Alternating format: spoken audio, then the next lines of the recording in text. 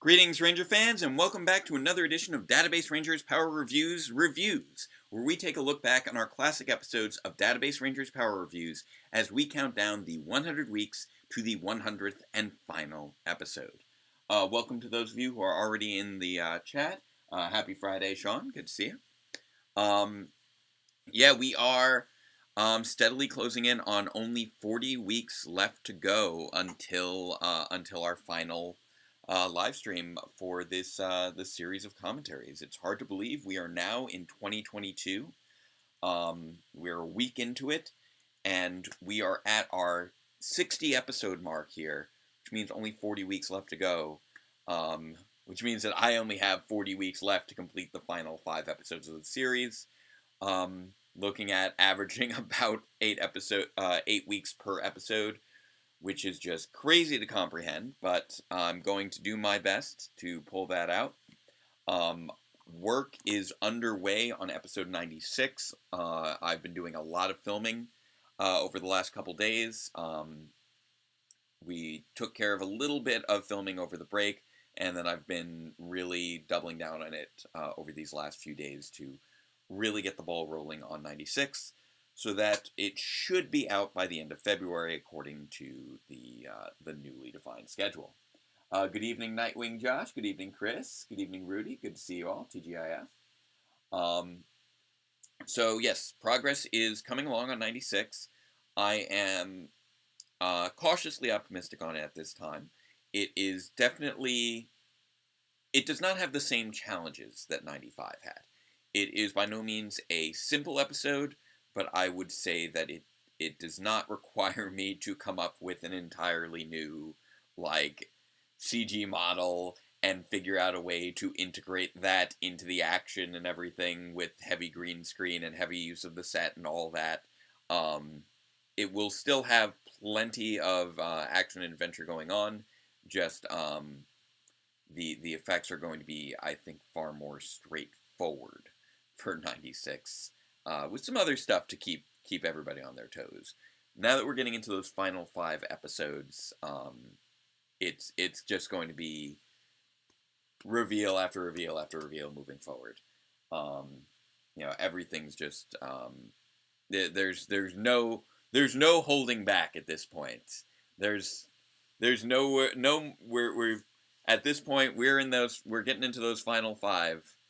And there's just no holding back on the story anymore. We've gotten we've gotten 2 of our big reveals in terms of characters out of the way in the last sort of 1-2 punch of 94 and 95, and now it's we just got to keep that ball rolling into the end game of the series. Welcome, Devious. Good to see you. Hi, and welcome, Scott. Congrats on being on the podcast last night. I hope it was fun. So yes, nothing else too new. I still need to get a hold of Power Rangers Universe number 1 so I can see the big news that is surely being revealed in Power Rangers Universe number 1 and see if it completely breaks my continuity or anything. Hopefully not. I've tried to make little adjustments where I can for the episodes that are coming up. But yeah, I need to read Power Rangers Universe number 1. I haven't had a chance to get down to the comic book store yet, but I need to.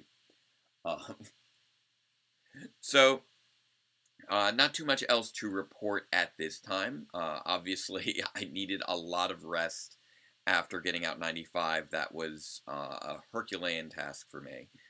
With obviously a lot of difficulties. But I hope that you all enjoyed that last weekend. I hope that it was worth the wait. And I'm hoping you're willing to stick with me for this final run. So all that being said, let's take a look at tonight's episode. And before we do, let us not forget our 3 equally non-controversial phrases. So, number 1, say it with me, chat. Black Lives Matter. Number 2, say it with me, chat. Fascism is bad. And number 3, say it with me, chat. Superheroes are fun, so let us check back in with our favorite superhero, one Database Ranger, as we dive into episode 60 of Database Rangers Power Reviews, our review of Power Rangers Super Megaforce Episode 5, Samurai Surprise. Ooh, damn it. There we go. Transition. There we go. Previously on Power For whatever reason, didn't want to hit play there for a moment. To infiltrate Alphabet Soup, which crossed over into our world through an Wait. rift. Why is it not visible right now? Give me a moment. I'm pausing that. Why am I not seeing that? Oh! Give me a moment to fix this. Something came loose. I apologize.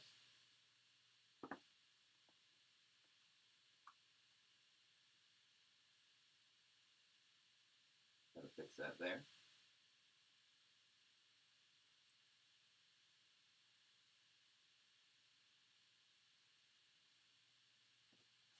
I was wondering why it was blank for a moment there. That should fix it. There we go. And Previously on resuming. Power Review.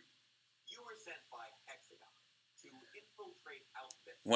One of the cables unfortunately came loose there. Through an unstable interdimensional rift. They believe that So, Mayo my is apologies. the only person. Oh, and yes, I realized I forgot to mention. Jake says hi. 2021 wrap up. I'm gonna be recording that right after this. I needed time to recover from 95. So yes, I will be recording that after this tonight and posting that tomorrow.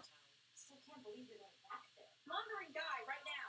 I think we have another tear. To authorize an immediate retrieval team for subject K, Gamma. And You have nowhere to go. Unless you have a secret second home. this is just, Doesn't everyone?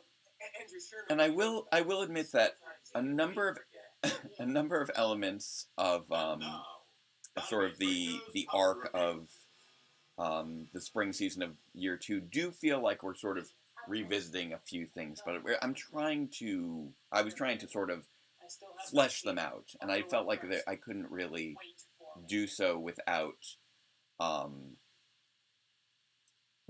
without revisiting a few plot points. Oh, are we getting? I'm sorry about the Liberty Mutual ad there.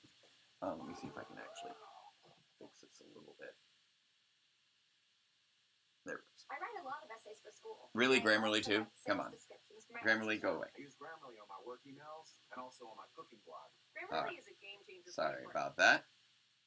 Here we go. Now, yes, we have, and at this point we've now established that there is a cloaking device on Dr. K's workstation, which is how she's able to mask herself and hide herself from the Alphabet Soup agents. We're clear. And it's also very clear that Dr. K does not trust Guy yet at this point. Like, she does to an extent, but she's still very skeptical of him. Which is somewhat ironic considering... Which is somewhat ironic considering it's, the relationship kind of flips in the most recent episodes. And this was a lot of fun having having all these agents together in the apartment and doing the little green screen, the little split screen bits. The especially fun thing was Agent H, as you saw, H Alpha and H Beta, each came through to speak to Guy there. And I literally, if I recall correctly, just had Steve run around through the kitchen and come back around a second time. Also, this shot of R Alpha and R Beta was surprisingly difficult, which I didn't realize until I actually went to edit it, because we had the overlap of the shadows, and the shadows made it so difficult because you could kind of see the light was going up at them; it was casting shadows that were overlapping. That was a surprisingly difficult garbage mat to pull off. And then, you know, with them walking through, it was, okay, the way we're filming this is, all right, Steve, you walk through. Steve, you walk through again. Rachel, you walk through now. Rachel, you walk through again. So it was a lot of fun kind of piecing together all those little quick composites, all within the context of this one relatively short scene. Sorry, but And there we go. Teleportation and invisibility comes with the suit. Yes. I'm still becoming accustomed to the trappings of your newly discovered identity. Yeah, I'm still getting used to it myself. Ah. So, what's the And yes, Database, you know, outside of knowing that he's the Phantom Ranger, still does not know much about himself. And I like that one shot I've used in so many little instances of demonstrating that he's the Phantom Ranger. Dagger's cat carriage on the back of the car. And the tear? There are no new readings yet, but that's not saying much. Why is the Lightning Collection a big deal? Just because they're going so deep into so many past seasons, and it's more detailed than most previous Power Rangers figures released in the United States. That's really what it comes down to. I think it would be best if we listened to whatever pertinent information he may have gathered. Yeah, you're probably right on that Yeah. front. Hopefully he's handling himself okay out there. Anything else? There was also a little gag that I meant to actually incorporate into this episode, and then was never actually able to find a good spot for it. With just Guy getting coffee with the agents. And I never could figure out a good way to put that gag in there, although I believe I actually filmed it. Initially thinking of doing it in episode 59, forgetting to write it in, and then not finding a place to put it in later. We've been able to just sit down and do that. Just the two of us. And who knows? Maybe we might learn something. Well, all right. And I wanted to do this for episode 60, to get back to basics with the return of a Dr. K and Database review. It had been a while. Ever since Alphabet Soup reemerged, I've been systematically purging our presence from the World Wide Web. Fair enough. But it's tradition, you know? And besides, who knows? Maybe, just like with the Power Rangers universe, there's some dimension out there where there are actors playing out all of our lives. I think so. And that little bit right there, just doing a nice little tease of what we'll later have in the Power Rangers Super Megaforce. in the Samurai Surprise. We open with in the just Power another day Morphicon in the episode of Armada episode flagship, 67. where the prince is once again So I'd forgotten that I defeats had that the little Hamilton nod Raiders, to it there. worrying about how long his father, the Emperor, will continue to tolerate their failures. Meanwhile, Megaforce Blue and Megaforce Also, I will Black say, have Samurai discovered Surprise versions of did the manage to Rose. genuinely That's surprise the grocery me. store for all your grocery needs. I love that sign. That's an amazing When sign. Megaforce Black takes notice of a parked motorcycle and But the pauses in fact that they actually included G in this episode was just such a surprise, because nobody actually Something about that knew that he was going familiar. to be in this episode. We knew that Jaden was coming, but we had no idea that Mentor G was going to be in there too. As G drives off on his bike, Noah is shockingly quick to whip out the Power Pokedex to bring Jake and any non-savvy audience members up to speed with a few quick samurai clicks.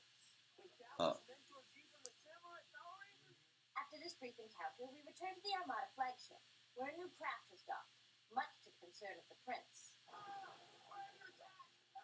But yeah, It turns out that the attacking monster is Madicor, a member of This the was, Armada's elite guard. honestly, if I recall correctly, the last proper Database and K Car's review. daddy isn't pleased that Earth hasn't been conquered yet. Because And in an effort to make Well, it no, about well, the crowd, the prince arguably. decides that it's we time do that also Jake have bounds into his own the hands. Database and Dr. K He review from teleports down to episode the city with Argus, Madicor, and a 73, full-on legion of exports and bruisers. but we later find out that that's technically Venjix as Database, so And we I don't know finally entirely get if to that hear him counts. say his name out loud, and on only the 5th episode, no less.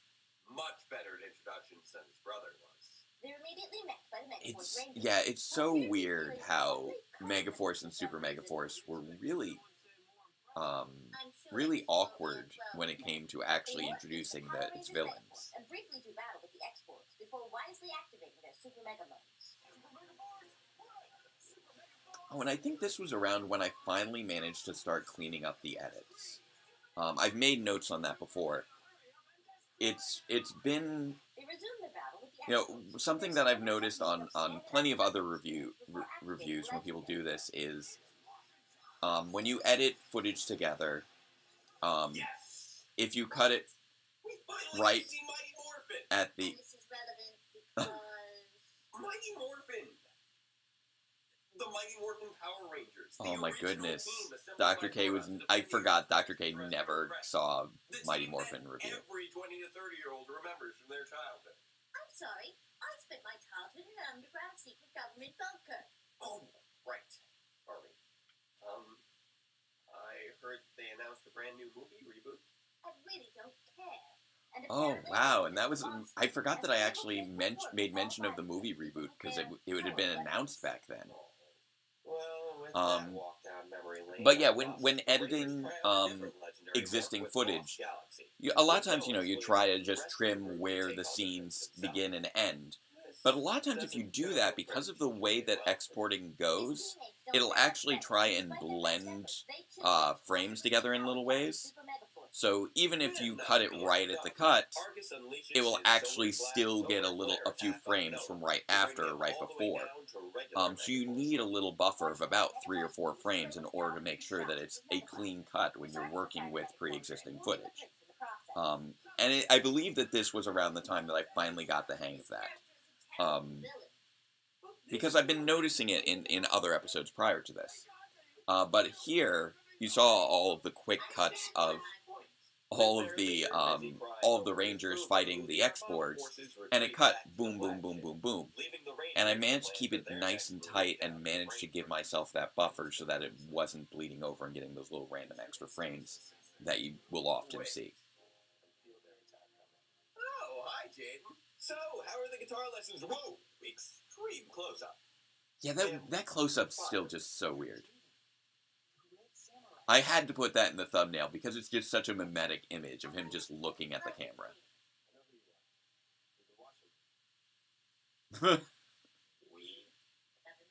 Ignoring the creepy stalker implications here, Jaden has been keeping tabs. I do very much enjoy that little the government bit. Them with a quick clip show before I believe I stole that from Seinfeld, honestly. I forget the exact bit, but I want to say that was a George Costanza line that I just gave to Dr. K there.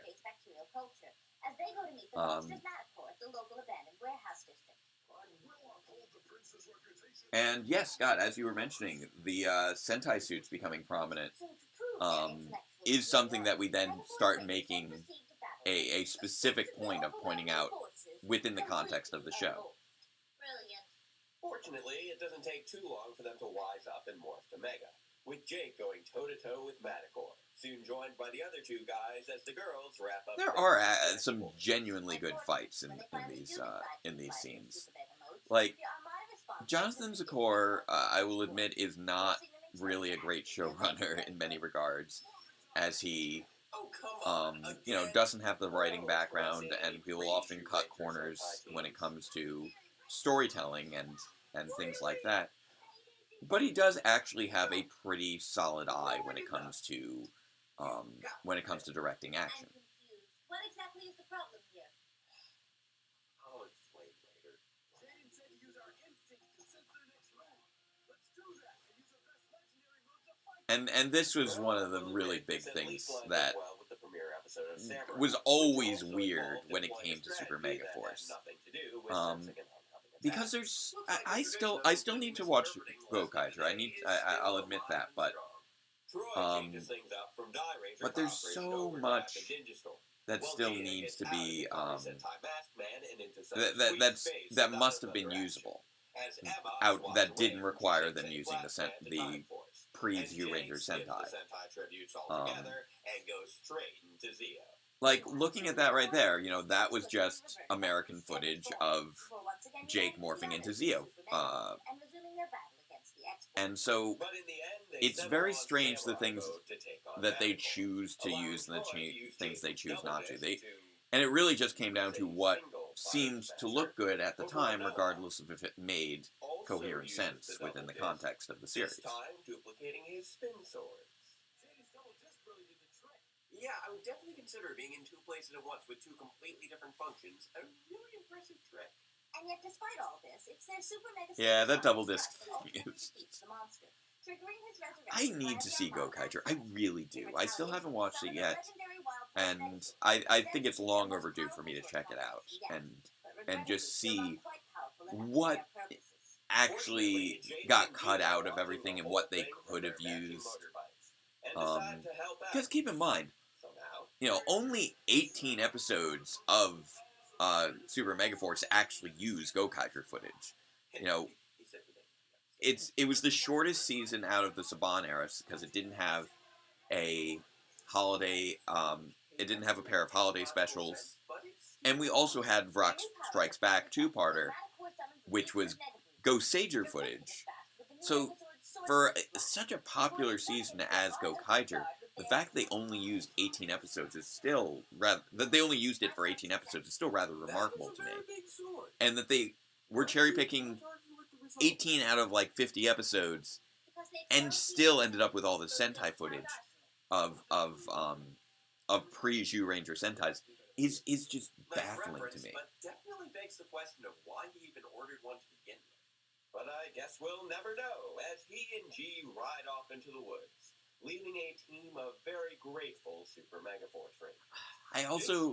I'm also disappointed that Samurai Surprise really teased there being more to Super Megaforce that never really paid off. Well, it was definitely full of surprises. You get this idea that all of these Rangers are working together, watching them, planning something, that they're building up to the big legendary battle, and then of course the legendary battle just happens, and everybody just shows up, and nobody talks about how they all got there, and why they all decided to show up and all that. It's very weirdly haphazard how Super Megaforce was structured.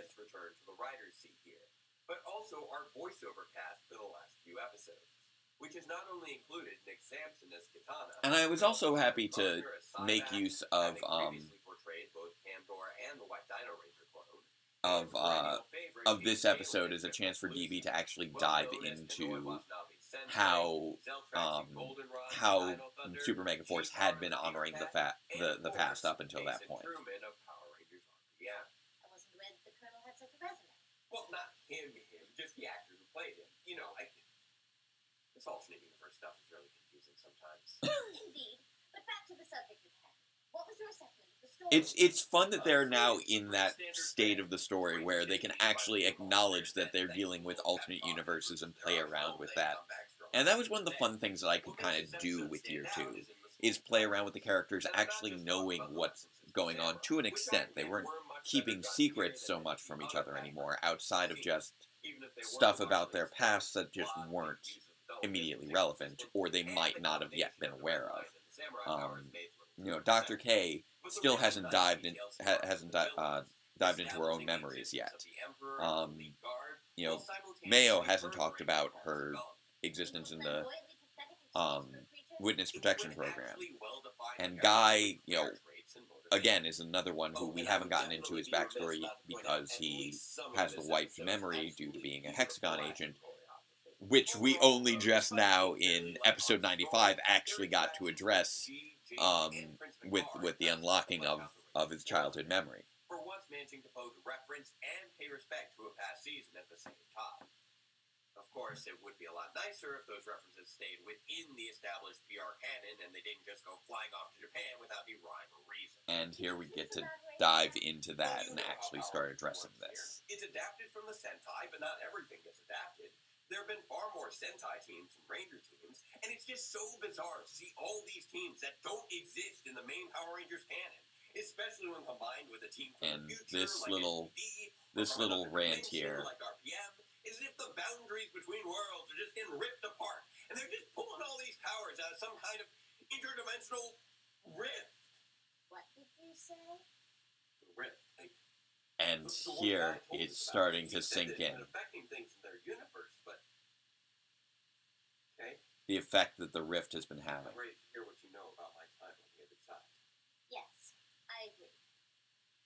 It's been quite difficult to sift through all of it. And this is a good conversation here because it really raises the questions on the nature of the landlord. Yes. Does that mean that you saw? Yes, I did. You haven't shown it to anyone else, have you? No. And I won't. Thank you. So, you were saying? He is Maybe not unlike comfortable with anything what I've ever seen. went down with the Wherever you were, landlord. that plane of existence doesn't seem to operate by the established rules of our reality. That void appears to be its natural state, a highly entropic plasmatic mass, existing in an extremely distorted variation of space-time. And I will once again apologize to Marissa, to MJ for making these technobabble lines. What are you trying to say? That if my theory is correct, that place Apology where you were, accepted. nothing can exist here without being. I'm glad you accept my apology. What about that thing that tried to keep you? The entity that you encountered exhibited the same psionic field as everything else. Whatever created the apartment also created that. Wait, are you saying what I think you're saying? It's only a theory. You're saying that I did that I created that place, that thing with my face was telling the truth? I don't know, but it fits the data. And here we just really dive into what is the landlord. And we now have many more answers. There's still questions, but No, nothing at all. What have you got for us, guy? I just wanted that question there. The question of, again, what is real and what is part of database's mind. What I think it is. Yes, a new tear has emerged in the Alphabet Soup facility. I was afraid of that. MJ just ran off again, but RJ is doing well. Well, just tell me where it is. I'll teleport in and out before anyone even knows I was there. Not this place. The lower levels are completely shielded. No one gets in or out of there without clearance. And I like establishing the teleportation shielding. Don't worry. It's one of the things that, again, becomes relevant later when they need to hijack the ship in episode 83. But I'm going to need help from both of you. Understood. So, what's the plan? And there we go. And yeah, that gets us to, kicking off the craziness with Dr. C the following episode, which really was just, I really wanted to have fun with that character again, and have fun with the fact that, Database has invisibility powers, which we'll be talking about in the next couple episodes. And yeah, Scott, you do raise the point that Main Show K does have knowledge of all the Ranger teams. However, I will also note that Main Show K has knowledge of all the Ranger teams at the time of Beast Morphers. Whereas DRPR K, this is taking place during the time of Super Megaforce. So this would still predate,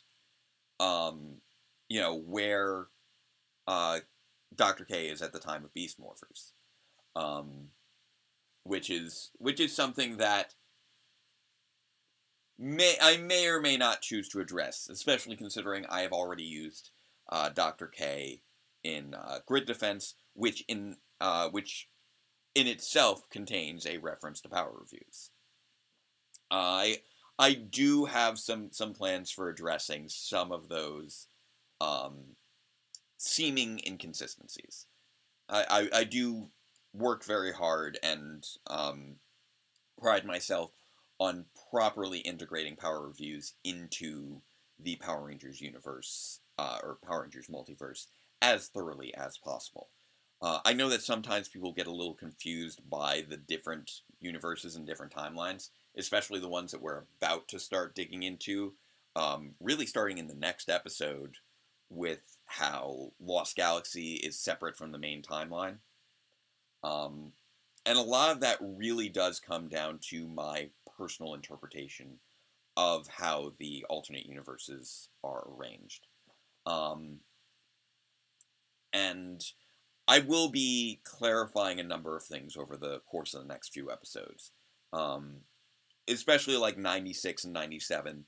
There is going to be a lot of reveals and discussions about the nature of what's been happening throughout the series.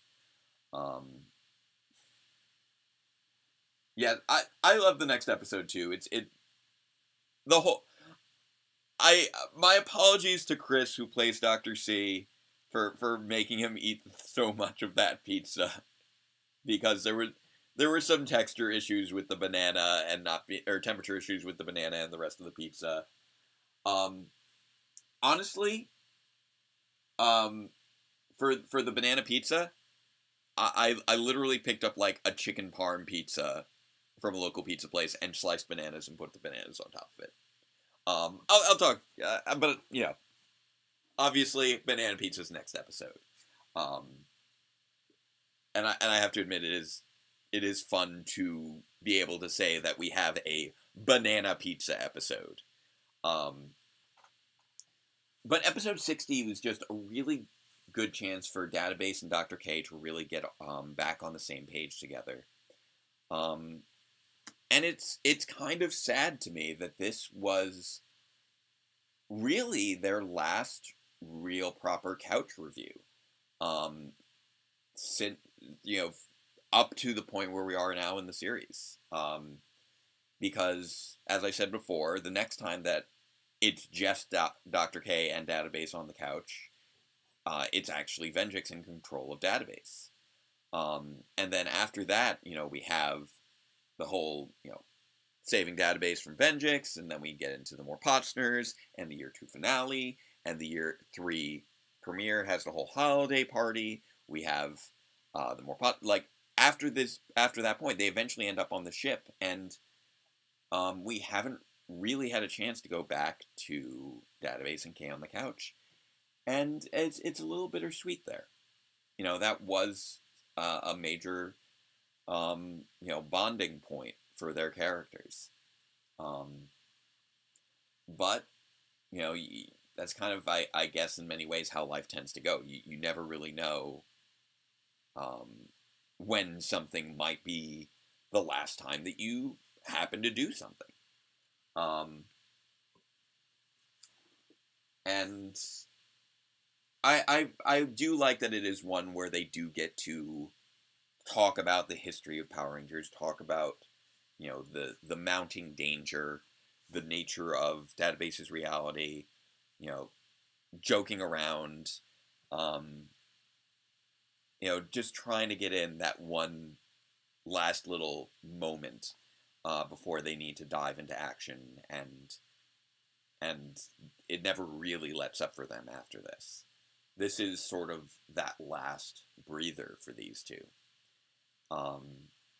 And Database kind of acknowledges that a little bit, even though he doesn't realize it, that this is going to be that last breather.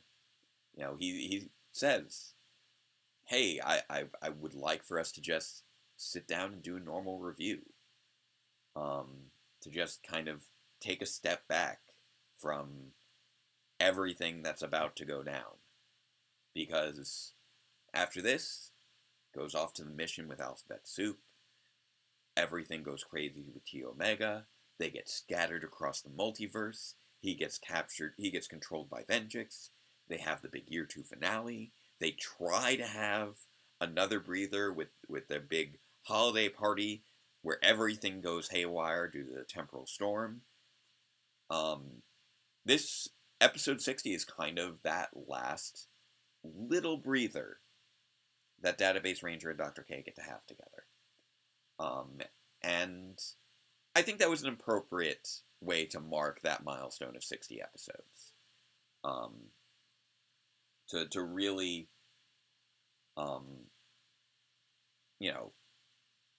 embrace what the show has been kind of one last time before it goes fully into the serialized adventure that follows. And yeah, as far as the futureness of Lost Galaxy, as Sky's mentioning, I think of Lost Galaxy as being as running parallel to Lightspeed in an alternate universe to Lightspeed. Basically, I think of there as being two separate timelines. One where Lightspeed occurred as the follow-up to Power Rangers in Space, and one where Lost Galaxy occurred as the follow-up to Power Rangers in Space. But in both timelines, there was approximately, a year's worth of gap. So after that point, so when we see the Lost Galaxy Rangers team up with the Lightspeed Rangers, that is right right immediately after the end of Lost Galaxy, and the portal that they use to travel to Earth, and that would be the Rift that has been established. I know that sort of stuff hasn't really been depicted super clearly in the series. I'll dig into it more as we get into that arc in the Summer Saga, but that's the way that's my internal headcanon in terms of the structure of the Power Rangers multiverse, and it's one that, while not explicitly supported by the series, I would say has yet to be actually disproven within the series. Oh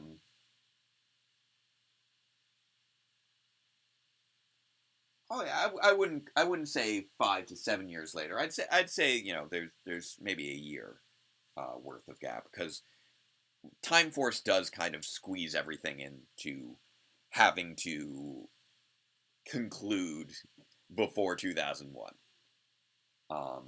which is a little bit frustrating, but you work with what you got. So yeah, that was episode 60.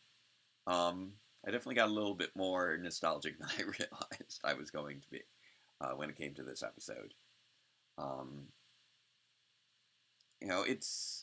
It's definitely been a journey for these characters, and I think it's important when you're taking characters on such an intense journey as they've all been on. You do need to have these little, I think what a lot of screenwriters call grace notes, where you just have a chance for the characters to sit and breathe and process and interact and reestablish who they are before you no longer have time for that, because it's suddenly go go go go go go. And yeah, this was sort of us just trying to hold on to that sort of magic of the first year, before moving forward from there, with diving into the Doctor C's wackiness, and T Omega, and all that craziness. So all that said, as I mentioned before, I am gonna go record my wrap up for 2001. I'm still like figuring out what it is I even want to say, because 2021 has been was a bit of an odd year. But I'll be diving into that in the Jake Says Hi that I'll be releasing tomorrow. 1 week into the new year, I think isn't too bad. So, before we go, as always, let us not forget our 3 equally non-controversial phrases that we like to close out with. So, number 1, say with me, chat, love is love. Number 2, say with me, chat, trans rights are human rights. And number 3, say with me, chat, robots are cool. Let him have a little time with his friend whenever he can. So thank you for spending your time with me. I look forward to seeing you all again next week. I'll give you guys all those updates on what I have planned for the year in the Jake Says Hi for tomorrow. But until next time, farewell, Ranger fans, and let the power protect you.